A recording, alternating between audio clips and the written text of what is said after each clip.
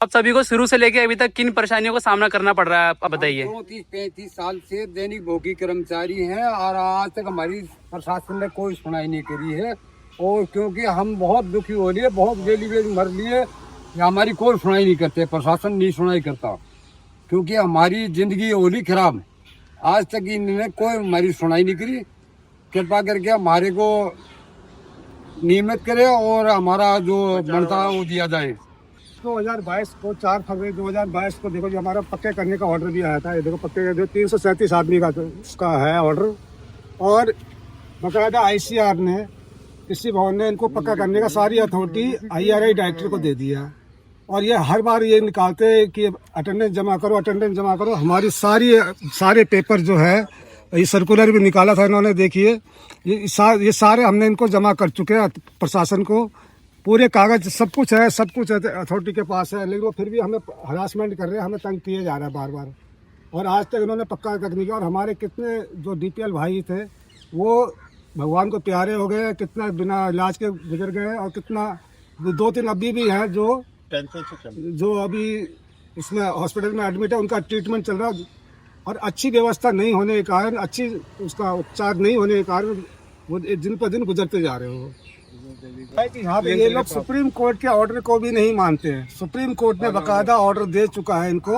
ये देखिए, ये पकड़ना जरा, मीडिया वाला रखा जल्दी। ये देखिए सुप्रीम कोर्ट का जजमेंट है, अपील ये नंबर है ये, और ये जजमेंट है। देखिए जजमेंट में बाकायदा सब कुछ लिखा हुआ। Honour the fourth application the tribunal the approach the court the fourth the appeal the institute by the application. ये नंबर है, ये नंबर है।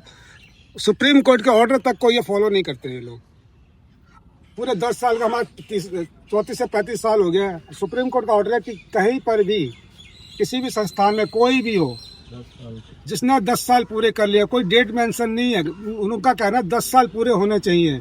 लेकिन हमारी संस्थान जो है वो 96 को लेकर पकड़ रखी है। जैसे कि पत्ती नहीं पकड़ लेते, 1996 से लेकर 2006 तक का 12 उसी को पूछ के पकड़ के लेके चल रही है, जो कि सुप्रीम कोर्ट के इसमें ऑर्डर में कोई मेंशन नहीं है। कहीं भी आप दिखा लो, हम ये कॉपी इनको दे भी चुके हैं। 2014 तक के पक्के हुए हैं। हाँ, इसमें ये सारे जो ऑर्डर है 174 आदमी पक्के करे थे 1998 में, और जो कि हमारे बैच के थे, और आज तक हमारी कोई सुनाई नहीं करी गई। 240 हाजिरी पे पक्के करे गए थे, हमारी आज तक कोई सुनाई नहीं करी। हमारी कई हजार हाजिरी होली, आज तक कोई सुनाई नहीं हुई। 10 साल जिसने काम कर लिया संस्थान में, उनको हम परमानेंट करेंगे। लेकिन ये 10 साल नहीं, हमें तो 25 साल हो गए, 30 साल हो गए लोगों के काम करते हुए। 35 साल। सबसे पहले 98 में इन लोगों ने परमानेंट किया, उसके बाद 174 लोगों को परमानेंट किया इन्होंने, उसके बाद 2004 में भी किया, 2005 में भी किया। ICR वालों ने अपने बंदे पूरे कर लिए, लेकिन IRI के बंदे को हम सबको छोड़ दिए, जो अब इस हालात से हम गुजर रहे हैं। 5 या 6 में भी एक पक्का किया था, 6-7, ठीक है। हमारे यहाँ से एक ये लक्ष्मी हुई थी, ठीक है। उसके अलावा उन्होंने कोई पक्का नहीं किया। उसके बाद सिर्फ आश्वासन पे आश्वासन, आज करेंगे, कल करेंगे, आज करेंगे। यहाँ तक कि हमारे सारी चीज डॉक्यूमेंट जमा करने के बाद कहते हैं आज ऑफर देंगे और कल ऑफर देंगे, लेकिन ऑफर तो ऑफर में ही रह गया जी। उन्होंने लिख दिया कि ये एलिजिबल नहीं है, और किस बात से एलिजिबल नहीं है ये चीज नहीं नोटिस कराया उन्होंने, और फाइल बंद कर दी। सर्टिफिकेट हमारा बन गया था, उसके बाद में कल परसों ज्वाइनिंग होनी थी, वो उन्होंने नहीं किया। पता नहीं कौन सा फाइल कहाँ रख दिए, मुझे पता नहीं चल रहा। हाँ, उससे पहले जो डायरेक्टर थे इनसे पहले, वो भी खुद बोल के गए थे कि हम 15 अगस्त को पक्का कर रहे हैं। आज इस साल को भी 4 साल हो गए। डायरेक्टर साहब फुल और फास्ट थे। 1500 आदमी के बीच में उन्होंने बोला था कि हम आपको पक्का करने जा रहे हैं। ये हमने बीच में अपने मांगों को लेकर हमने हड़ताल भी करी थी कुछ समय के लिए, हमारा प्रशासन जागे, और प्रशासन जागता नहीं है। और हमारे साथ समझ लो कि अत्याचार हो रहा है हर साल, हर समय के लिए।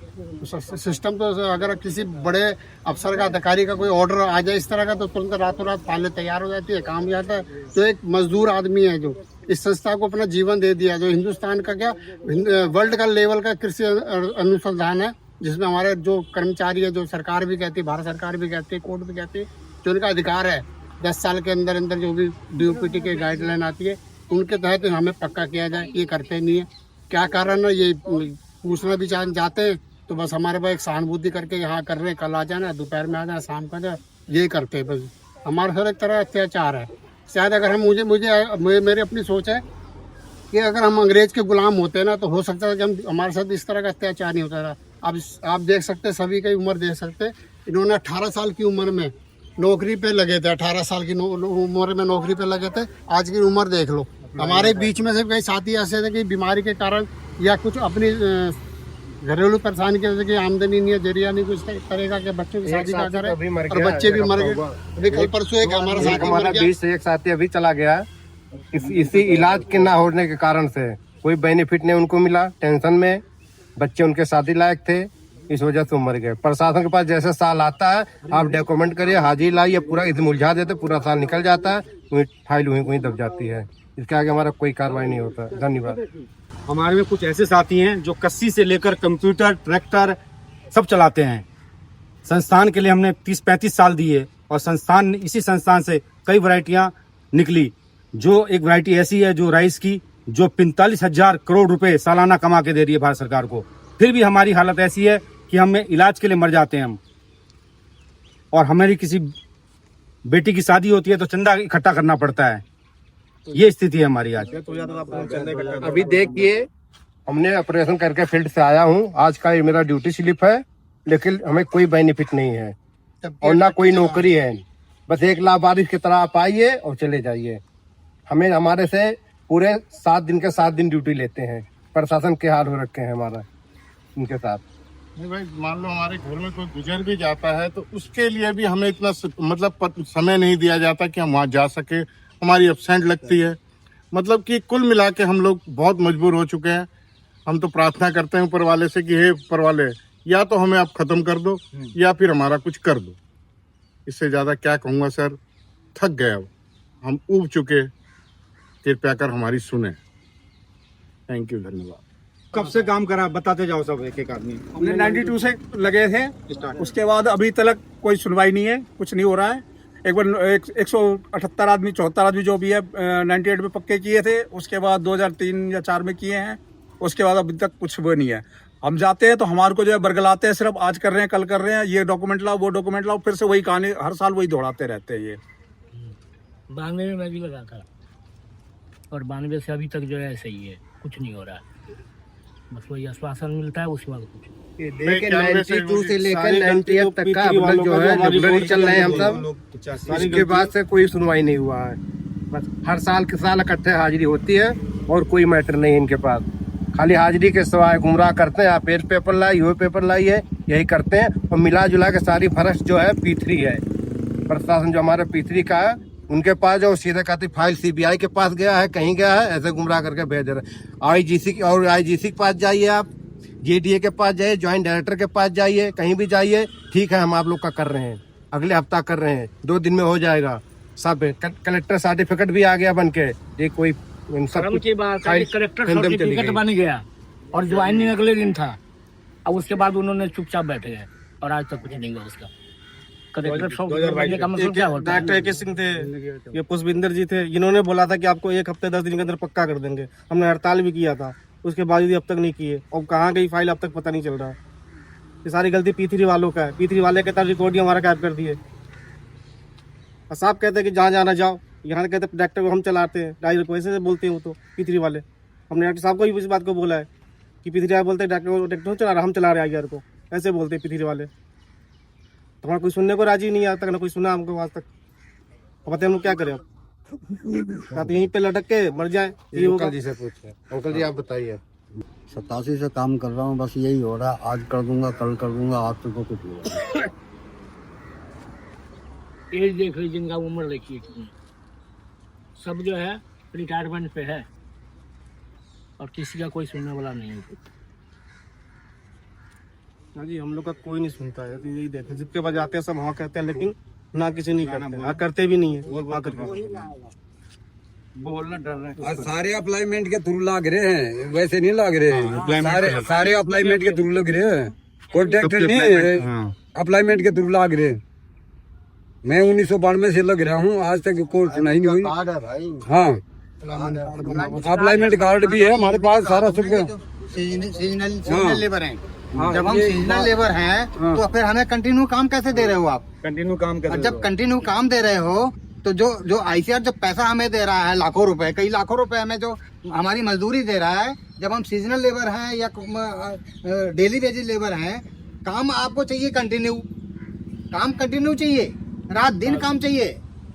और उसके बाद जब परमानेंट की बारी आती है तो हमारे पास पैसे नहीं है, हमारे पास फंड नहीं है, तो कौन करेगा? डीजी करेगा, डायरेक्टर करेगा, डायरेक्टर कहता है डीजी करेगा, डीजी कहता है डायरेक्टर करेगा। तो इसी में हम लोग मर गए। अब तक कोई समाधान नहीं निकला इस सोल्यूशन का, तो इस सोल्यूशन कभी भी कुछ भी नहीं निकल पाया आज तक। ये समस्या का समस्या बना ही रहा हमारे साथ। सारे अप्लाइमेंट से, ऐसा नहीं कि इधर से, सारे अप्लाइमेंट से अप्लाइमेंट कार्ड बना हुआ है। सेक्शन पे हर मंथ का सेक्शन मिलता था और उसमें हम लोग आते थे, और इतने साल हो गया। लड़कियां जवान हो रखे, शादी करने के लिए पैसे नहीं है। ये कहाँ देखिए जाए सर, आदमी? ये अप्लाइमेंट कार्ड है, जब से हम लोग लगे हैं यहाँ से 92 से, और 2025 चल रहे हैं, अब तक पक्के नहीं हुई है। 130 के लिए हम लड़ रहे थे, जो कि ब्यूरो में दिया गया था 98 से। उसके बीएफ पे हमने इनसे मांगा, वर्बली मांगते रहे, लेकिन इन्होंने जो है घुमाते रहे। फिर उसके बाद 2011 में हमने इनसे आरटीआई के थ्रू ब्यूरो से मांग करके इनको दिया। उसके ऊपर इन्होंने, डायरेक्टर थे उस वक्त गुप्ता जी ने कमेटी गठन किया, जिसमें मान सिंह को चेयरमैन बनाया। उन्होंने रिक्वायरमेंट करी कि हाँ इनको मिलना चाहिए, लेकिन फिर भी इन्होंने नहीं दिया। उसके बाद सिंधु साहब आए डायरेक्टर साहब बनके, तो उन्होंने 2017 में, अगस्त 2017 में दिया हमें 130, जो कि हमें 98 से मिलना चाहिए था।